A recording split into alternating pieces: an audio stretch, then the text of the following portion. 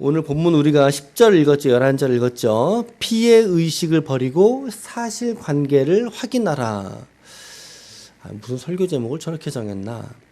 피의 의식을 버리고 사실관계를 확인하라 라고 하는 제목입니다. 오늘 설교의 제목은 어제 설교를 올리지 못했는데 생각해보니까 어제 설교 제목은 뭐였어요? 거짓은 할수록 꼬이고 사람의 축복은 확신을 주지 못한다 라고 하는 제목이었어요. 그래서 정직한 영을 새롭게 하소서. 우리의 삶에 있는 거짓됨을 몰아내자. 그것이 또 정직한 신앙인 그리고 우리가 사회인으로 살아갈 때 정직이라고 하는 가치는 중요한 것이다 라고 말씀을 드렸고요. 또 이제 이삭이 그에게 베풀었던 축복이 있지 않습니까? 어제 말씀 아마 각자 묵상을 하셨을 수는 있는데 어제 베풀었던 그 축복 어떤 그림이었습니까? 리브가가 밖에서 망보고 있는 그림이었고, 그리고 이제 야곱은 형이 언제 들어오나, 들어오면 안 되는데 불안한 마음이죠. 불안한 마음으로 아마 두 눈을 뜨고서 아마 이게 축복을 받았을 수도 있고, 그리고 이제 이삭조차도 이 아들에게 이 축복을 주면서도 과연 이가 에서인가? 라고 하는 의구심을 가지고 이게 불안한 장면인 거죠. 불안함의 삼위일체인 거예요. 이삭이나 리브가나 야곱이나 그 현장에 있던 사람들이. 이름은 축복의 시간인데 근데 정작 현장에 있던 사람들의 관계는 뭐 의심, 불안, 초조 이런 것들이었죠. 그래서 인간이 사람에게 베푸는 축복은 이거 완전할 수 없는 축복이라는 걸 말씀을 어제 드렸던 거였어요. 사람이 주는 축복으로는 우리 인생이 그렇게 갈려지는 인생이 아니다. 바로 하나님께서, 그렇죠. 아멘. 하나님께서 우리에게 허락하시고 하나님께서 베푸시고 하나님께서 이끌어 가실 때에야 비로소 진정한 축복을 인간들이 누리게 된다라고 말씀을 드렸던 거예요. 어제 설교의 내용들이. 그래서 정말 아슬아슬하게도 오늘 말씀해 보니까 이게 아찔하지 않습니까, 여러분? 오늘 본문에 에서가 이제 성경을 등장시키고 있는데 정말 간발의 차가 이런 거예요. 정말 간발의 차로 지금 에서가 들어오고 있죠. 30절 말씀 보세요. 30절에 보시면 이삭이 그렇죠. 야곱을 축복하기를 마침에 이렇게 되어 있어요. 마침에 들어오게 되었고, 그리고 야곱이 아버지 이삭 앞에서 축복을 받고 나가자 곧 이렇게 돼 있죠. 마침에 그리고 나가자 곧. 시간차를 두고 에서가 바로 지금 들어왔다고 성경에 말씀하고 있어요. 과정은 불이한 과정이었을지라도 맞죠. 불이한 과정이었어요. 불이한 과정. 그래서 월요일날 새벽 예배는 제가 이렇게 살지는 말자 이렇게 설교를 했었잖아요. 월요일날. 과정은 불이했을지라도 우리는 무엇인가 아주 작지만 그러나 하나님께서 지금 이들 가정을 통해서 하나님의 구원의 역사를 이루어 가시는, 하나님이 실행하고 계는 것을 우리가 아주 조금이라도 이렇게 깨닫게 되는 거죠. 이제 마침에 나가자마자 곧 이거 베리려고 그랬으면 축복할 때 들어와가지고 이걸 뭐라 그래, 깽판이라고 하죠. 그걸 놓을 수도 있었는데 성경 말씀에 보면 이렇게, 이걸 또 아달이라, 이게 전 이상한 말로만 나오네. 이렇게 맞잖아요. 뭔가 아구가 맞아가잖아요. 과정은 불의했을지라도 이 가운데 하나님의 아주 희미한 예정의 계획들이 이루어져 가고 있는 것들을 하나님이 주권하고 있구나라고 하는 것을 볼 수 있다라는 거죠.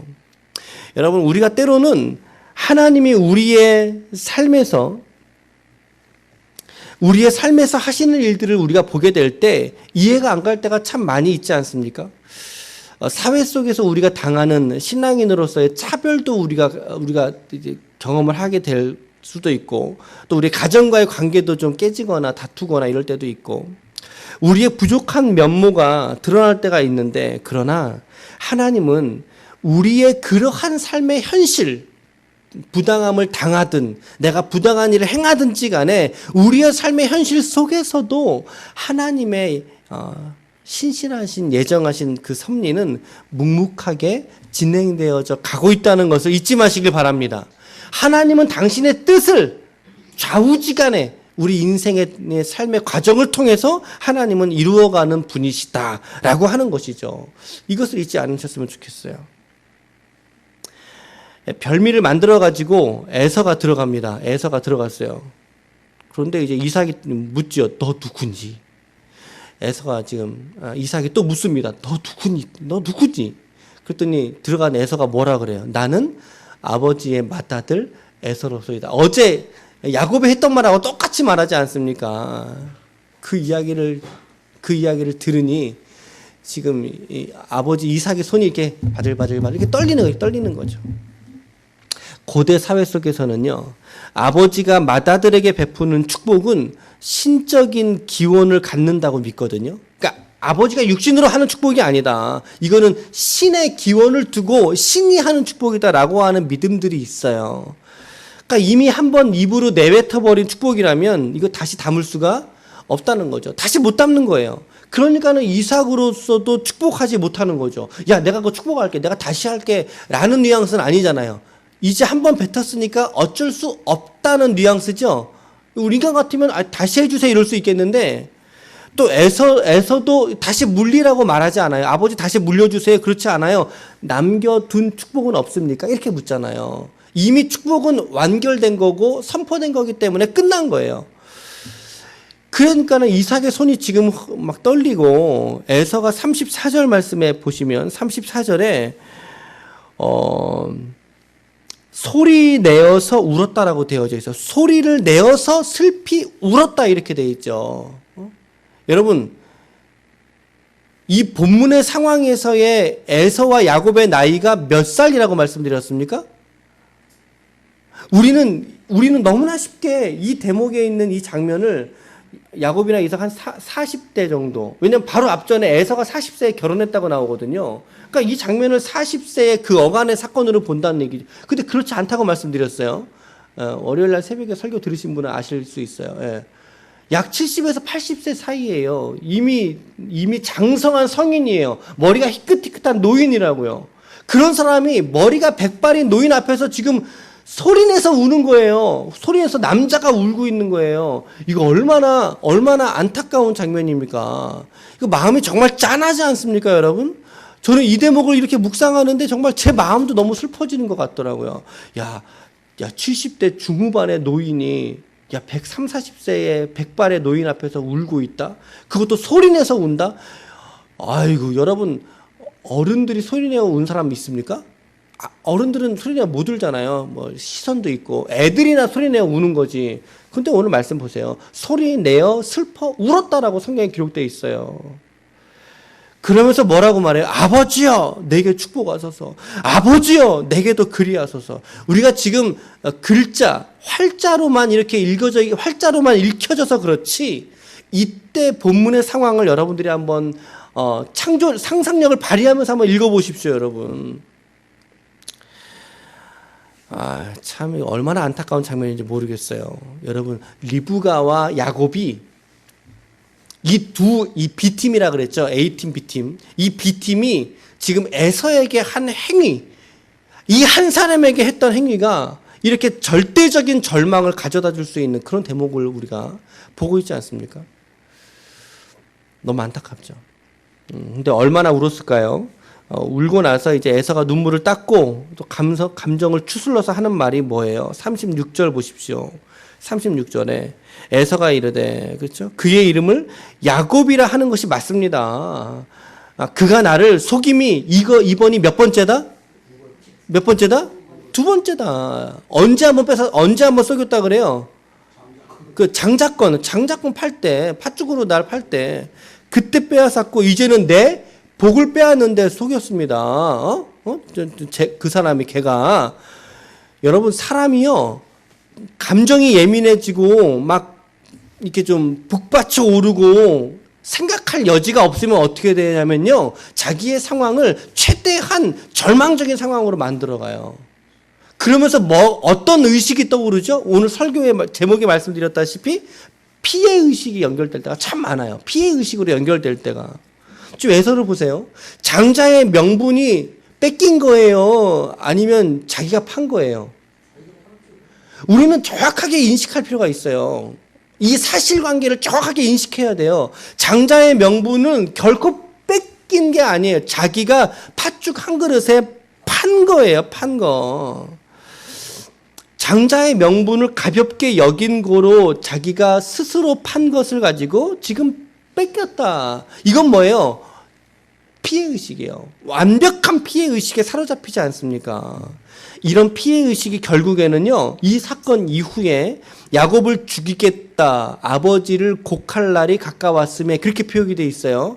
물론 이 사건 이후로 40년을 더 삽니다. 자기의 생각과는 다르게 오래 살지만, 그러나 아버지를 곡할 때가 오면 내가 반드시 내 동생을 죽이리라 라고 하는 살이 이거를 갖게 하는 동기가 되지 않습니까? 우리 이따가 좀 적용하면서 조금 더 얘기해 보도록 하고요. 이 피해의식에 관한 부분.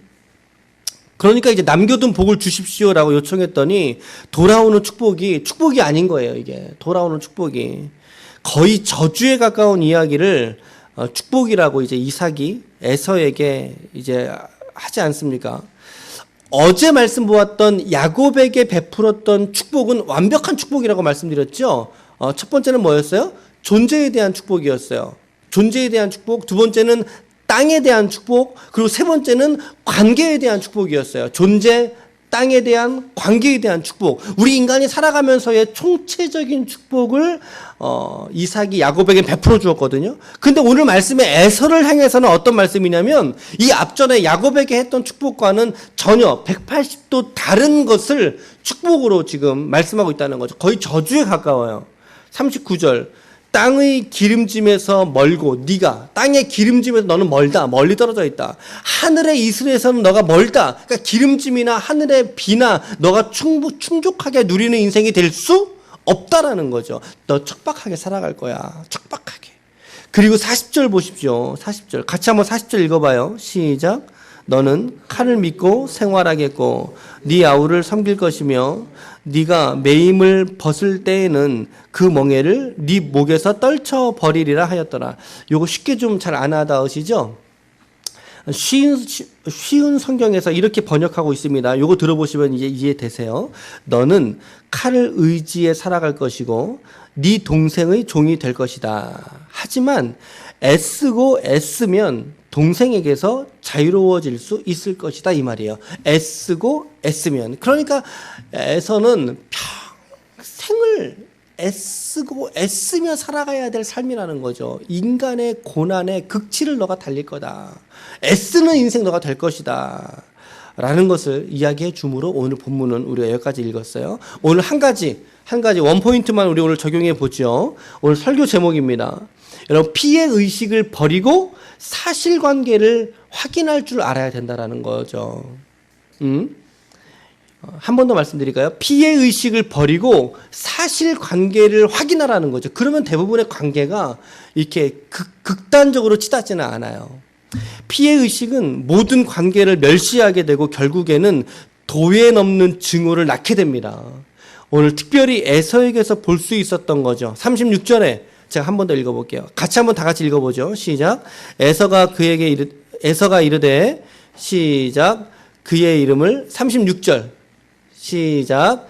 에서가 이르되 그의 이름을 야곱이라 함이 합당하지 아니하니이까 그가 나를 속임이 이것이 두 번째니이다. 전에는 나의 장자의 명분을 빼앗고 이제는 내 복을 빼앗았나이다. 또 이르되 아버지께서 나를 위하여 빌 복을 남기지 아니하셨나이까. 앞부분에서는 그가 슬피 우는 장면을 저는 슬픔에 사로잡혀서 오열한다라는 것을 저는 묵상을 했는데 지금 이 대목 있죠. 지금 이 대목. 아버지께서 나를 위하여 빌복을 남기지 아니하셨나이까 라고 외치는 이 부분은 어떻게 얘기했을까요? 아주 작은 소리를 읊조리면서 얘기했을까요? 아니면 자기의 분노와 자기의 절망이 표출하면서 크게 소리 지르면서 얘기했을까요? 아마 두 번째일 가능성이 더 크죠. 그렇죠? 저는 이 부분을 그래서 이제 원망이 섞인 절규다. 원망이 섞인 절규. 절망과 원망이 서려 있는, 그러니까 슬픔이 화로 변해버린 거예요. 이제는 슬픔이 화로 변해서 뻗쳐나가게 되지 않습니까? 이렇게 절망하고 있는 에서를 느끼게 된다는 거죠. 근데 이토록 절규하고 있는 근본적인 이유가 어디 있을까요? 저는 이것이 그의 피해의식 속에서 자리 잡고 있었다. 피해의식이지 않았는가 라고 하는 생각이 들어요. 물론 야곱은 정당하지 못했어요. 야곱은 정당하지 못했고 속였죠? 비겁했죠? 그래서 지금 이 상황은 에서로서는 화가 치밀 수밖에 없는 상황이에요. 그러니까 에서 이해해 줄 수는 있어요. 이해할 수는 있어요. 그런데 한 가지 우리가 동의하지 못할 말을 하잖아요. 동의하지 못할 말을 하잖아요. 아까 여러분도 말씀하셨죠. 그게 뭐예요? 장자의 명분은 결코 빼앗긴 게 아니란 사실이에요. 우리 모두가 다 알아요. 다 알아요. 그런데 오늘 말씀은 뭐라 그래요? 제가 장자의 명분도 빼앗고 이제는 내 복도 빼앗았나이다. 이건 뭐죠? 거짓말하는 거예요. 야곱도 거짓말했다면 오늘 에서도 똑같이 거짓말하고 있는 상황이에요. 여러분 잘 생각해 보세요. 아버지 앞에서요. 지금 아버지 앞에서 그때 장자권 팔았던 이야기를 오늘 아버지 이삭이 어떻게 알고 있을지는 저는 모르겠어요. 성경이 말하고 있지는 않으니까. 근데 그 상황을 정확하게 알고 있지는 않았나 봐요. 그러니까는 아버지 이삭 앞에서도 지금 뭐라고 말하죠? 2번이나 나를 속였다라고 말하지 않습니까? 이것은 아버지 이삭이 에서가 장자권 팔았던 것에 대해서 정확하게 알지 못했기 때문에 지금 아버지에게는 야곱의 잘못을 어떻게 시키는 거예요? 더 배가시키는 모습이에요. 더블. 한 가지 죄를 두 가지의 죄처럼 더블 시키는 거죠. 이렇게 아버지 이삭 앞에서 얘기하는 거죠. 왜? 아버지가 잘 모르니까. 아버지가 잘 모르니까. 그래서 아버지 야곱은 죽일 놈입니다. 그 얘기를 하는 거예요. 에서가 지난번에도 나를 속여서 장자권을 뺏었습니다라고 거짓말하는 거죠. 그런데 이번에는 아버지에게 받을 축복조차도 뺏은 놈이 야곱입니다. 아버지. 만약에 아버지 이삭이 에서가 장자권 팔았다는 이야기를 정확하게 알고 있다면 이삭 앞에서 이렇게 얘기하지 못했을 거예요. 분명히. 그렇죠? 얘기 못했을 거예요.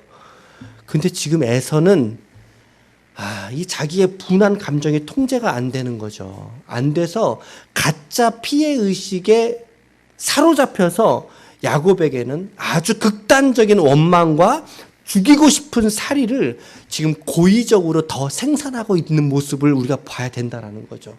무엇 때문에? 피해의식 때문에. 여러분, 우리도 때로는 감정이 상하고 다투고 격해질 때가 있어요, 없어요? 있어요, 없어요? 있잖아요. 그렇죠? 그럴 때 우리가 실수하지 말아야 될 것이 뭐냐면 바로 이런 지점이에요. 팩트 그리고 감정. 사실과 감정 사이를 구별해낼 수 있어야 되는데 근데 그게 분리가 잘 안 되는 거죠. 그러니까 한 통 속에 휩싸이다 보면 아주 돌이킬 수 없는 파국으로 모든 관계가 다 깨져버리고 만다는 거예요. 지금 제가 말씀드린 게 좀 잘 이해가 안 된다면 이렇게 말씀을 드리면 좀 와닿으실 수 있어요. 여러분들 자녀에게 체벌을 가해 보셨죠? 자녀 때려 보셨죠? 처음에는 뭐 때문에 때렸어요? 처음에는 분명히 너가 이 A라고 하는 잘못 때문에 때리기를 시작하죠. 근데 때리다 보면은 A 갖고만 때려요. B, C, D, E, F 더 나와요, 안 나와요?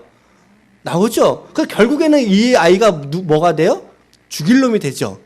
처음에는 분명히 A라는 사건으로 체벌을 했는데 사람이 감정과 팩트, 사실과 감정이 구분되지 않으면 온통 내 감정만 거기에 소비가 되는 거예요. 그래서 자식을 잡다가 죽일 놈을 만들어 버린다는 거죠. 조금 이 상황이 그런 상황과 유사하다. 우리 어떤 경험상으로 비교해 보다 보면 에서가 사실과 감정을 잘 구분해 내었다면 오히려 이 상황이 역전시킬 수 있는 상황이 될 수도 있었다고 생각해요. 형의 면모가 드러날 수 있잖아요.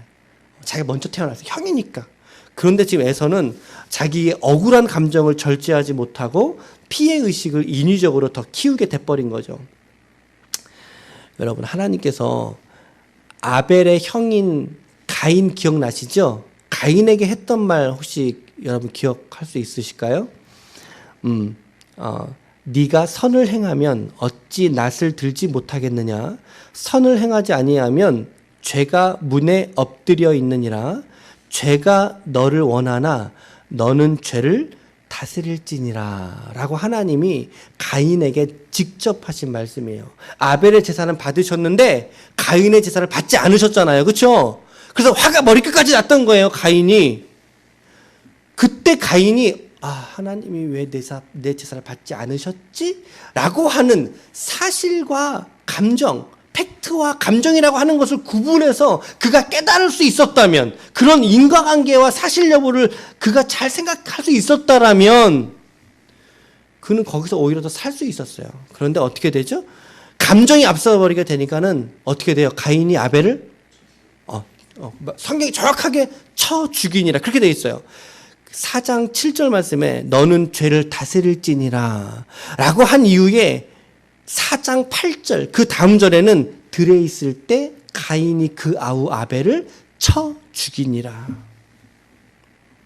여러분들에게 어떤 죄의 문들이 있을 수 있어요. 여러분들에게도 우리에게도 특별히 우리가 약한 지점들이 있을 수 있다고요.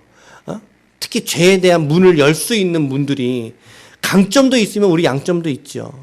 그러기에 참된 그리스도인들이라면 죄의 감정들이나 우리의 어떤 관계들을 잘 다스려서 관계들을 깨뜨리고 파괴하는 파국으로 치닫는 것이 아니라 우리도 정서적으로 이렇게 화낼 수 있죠. 그러나 그것이 아니라 오히려 그 안에서 내가 지금 왜 화가 났지? 내가 지금 무엇 때문에 아파하지? 나는 무엇 때문에 이렇게 절규하듯이 가슴을 치면서 나는 살아가지? 라고 하는 것을 내가 질문해 보면서 그 속에 있는 하나님의 뜻이 무엇인지 생각하면서 살아갈 수 있다면, 그러면서 그 속에서 오히려 더 반성하며 살아갈 수 있다면, 인간만이 할 수 있는 장점이 뭐예요? 반성이라고 하는 거죠. 반성. 그리고 돌이키는 거. 그리고 또다시 그 회개하는 기도 속에 하나님이 은혜를 주시면 다시 회복하는, 하나님 앞에 나아가는 그러한 삶을 우리가 살아갈 수 있어야 한다라는 것이죠. 오늘 여러분들은 어떤 지점에서 특별히 오늘 좀 약하십니까? 죄를 비교적 쉽게 짓게 되는 장면은 여러분들은 어디에 있으십니까? 오늘 에서처럼 하지 마시기를 축복합니다. 에서처럼 우리 살아가지 맙시다. 피해의식이나 긴장관계를 조장해서 오히려 나쁜 감정들, 악한 감정에 우리 스스로가 막 사로잡히지 말고, 그럴 때 오히려 우리가 하나님 앞에 기도하고, 하나님 나 왜 이래요? 하나님 나 왜 이래요? 깨닫게 해주세요.